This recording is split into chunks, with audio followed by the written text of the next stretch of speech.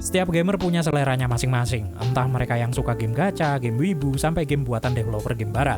Dan kalau ngelihat industri game saat ini yang mulai mengedewakan developer game Asia dan bagian timur bumi, saya mungkin agak relate ya sama keadaan saat ini. Tapi bukan dari perspektif gamer barat, tapi dari perspektif gamer Asia yang sempat ngedewain game buatan Asia lebih superior daripada game barat. Well, saat itu saya masih bocah ingusan yang cuman main game RPG Jepang, Korea, dan Cina aja. Dan nggak pernah nyentuh RPG barat. Jadi ya wajar kalau pengetahuan saya masih sempit kala itu. Tapi yang bikin saya suka sama game Jepang dan Asia dulu sangat relate ya sama keadaan industri game dunia saat ini. Yakni mendewakan game buatan Asia dibanding game barat karena dinilai punya nilai jual yang lebih baik. Kita tahu sendiri gimana selama beberapa waktu ini bahwa game buatan developer game barat khususnya yang dari perusahaan gede, isinya nggak sedikit konten orang sakit jiwa dalam konotasi negatif. Gimana mereka nggak ngehargain para pelanggannya yakni gamer dan berusaha buat mentingin agenda politik daripada pengalaman bermain. That's why we recruited her. Actually, Tosh uses them for themselves now. Like a writer? Does he know anything? You are racist. They seem super weird about race. Think we can capitalize on that anxiety? Look at her face. Like, it's nuts. Like, who does it? Like, what, a perfect game? How you even think of doing this? Kalau ini dibahas lebih detail, ujung-ujungnya ke aturan perusahaan secara universal di barat sana, baik di Amerika maupun di Eropa. Saya cuman baca sekilas sih, jadi akan lebih baik nggak saya bawa ke video ini. Karena tentu saja saya nggak bisa ngejelasinnya. Dan keadaan ini belum termasuk alasan korporat lain, kayak mentingin uang daripada kesenangan pelanggan, main aman karena pengen dapat keuntungan lebih besar, dan lain sebagainya. Tapi saya bisa saja salah soal ini, jadi silakan koreksi saya di kolom komentar.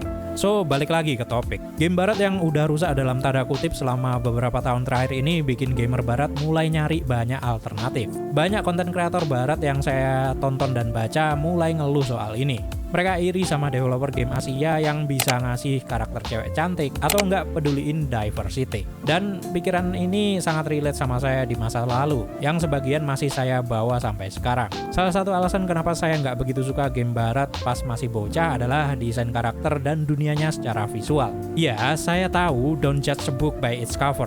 Tapi buat saya dulu, kalau desain dunianya nggak representasiin imajinasi saya selalu judge a book by its cover. Dari dulu, game barat tuh selalu dibikin dengan karakter yang bulky lah, kalau nggak gitu dirty lah, nggak keren sama sekali. Beberapa contohnya kayak karakter di Warcraft atau Diablo yang sangat didewain sama gamer barat kala itu.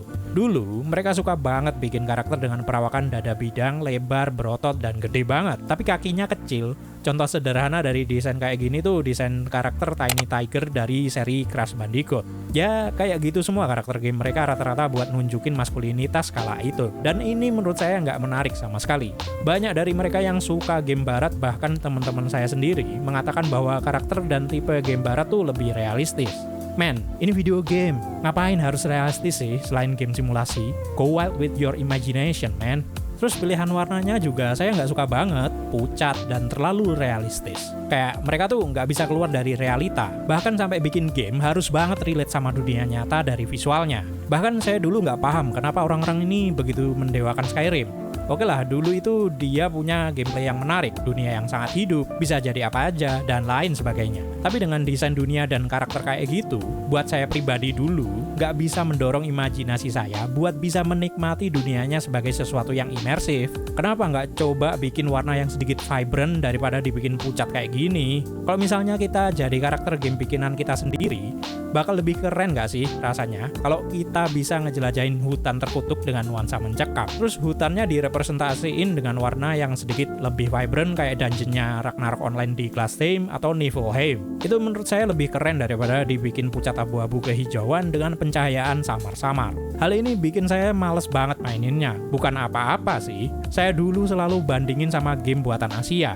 Meskipun banyak teman saya yang dulu bilang kalau game buatan developer Asia meskipun AAA itu inferior dibanding barat, khususnya dari gameplaynya yang terlalu sederhana, tapi rasa dunianya menurut saya beda banget sama game Asia. Saya visual world enjoyer juga ya. Soalnya kalau dunianya udah nggak sesuai imajinasi atau harapan saya, kadang-kadang saya bakal skip nggak mainin gamenya. Karena bagi saya kala itu, dunia game yang bisa sesuai ekspektasi saya tuh penting banget. Soalnya bisa jadi salah satu faktor penentu buat bikin saya betah mainin gamenya atau enggak.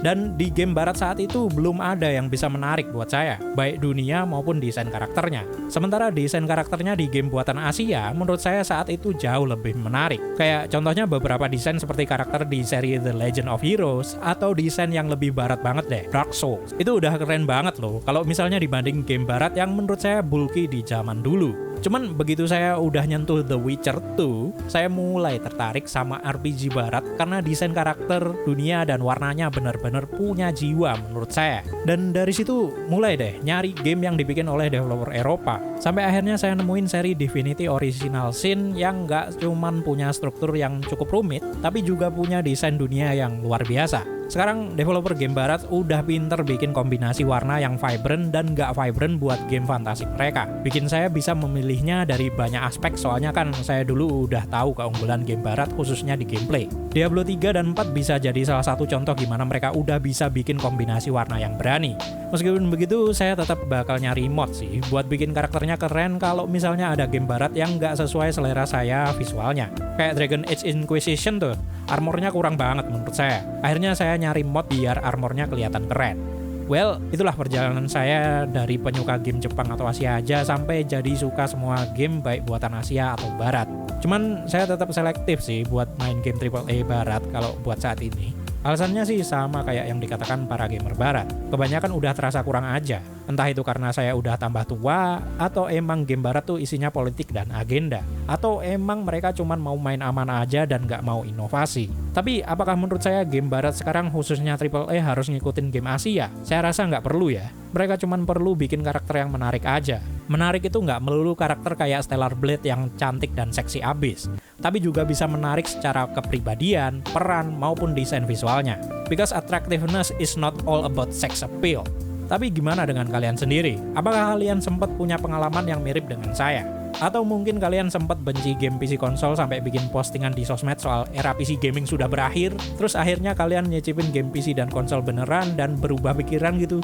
Pernah nggak? Komen ya di bawah. So, segitu aja video kali ini. Terima kasih udah nonton sampai akhir. Sorry ya kalau panjang banget video yapping saya kali ini. Seperti biasa, kalian bisa dukung channel ini dengan subscribe atau lewat donasi buat giveaway. Terima kasih juga buat para donatur, full respect buat kalian. Segitu aja dari saya. Sampai jumpa di video selanjutnya dan bye-bye.